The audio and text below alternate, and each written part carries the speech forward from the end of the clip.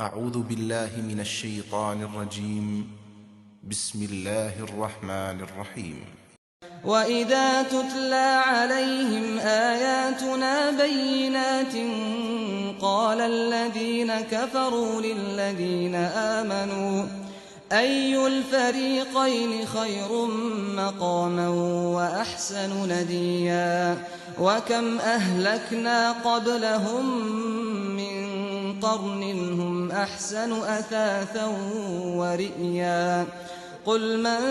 كَانَ فِي الضَّلَالَةِ فَلْيَمْدُدْ لَهُ الرَّحْمَٰنُ مَدًّا حَتَّىٰ إِذَا رَأَوْا مَا يُوعَدُونَ إِمَّا الْعَذَابَ وَإِمَّا السَّاعَةَ فَسَيَعْلَمُونَ مَنْ هُوَ شَرٌّ مَّكَانًا وَأَضْعَفُ جُندًا۔ انہیں جب ہماری کھلی کھلی آیتیں سنائی جاتی ہیں تو یہ منکرین ایمان لانے والوں سے کہتے ہیں کہ بتاؤ ہم دونوں گروہوں میں سے کون اپنے مرتبے کے لحاظ سے بہتر ہے اور کس کی مجلسیں زیادہ شاندار ہیں۔ ان سے پہلے ہم نے کتنی ہی قومیں ہلاک کر چھوڑی ہیں جو ساز و سامان اور ظاہری شان و شوکت میں ان سے کہیں بڑھی ہوئی تھیں۔ ان سے کہہ دو کہ جو لوگ گمراہی میں پڑے رہتے ہیں ان کے معاملے میں خدائے رحمان کی شان یہی ہے کہ ان کی رسی اچھی طرح دراز کرے،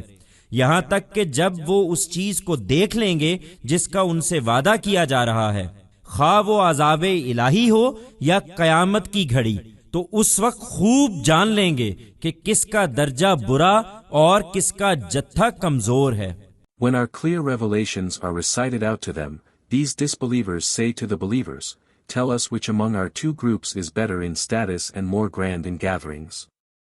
How many a nation before them have we destroyed who were far greater than them in possessions and in outward majesty?" Tell them, people who persist in error, the dealing of God about them is that He grants them full respite until when they see the thing they are being promised, whether it is God's torment or the hour of judgment, then at that time they will fully know whose status is evil and whose faction is weak.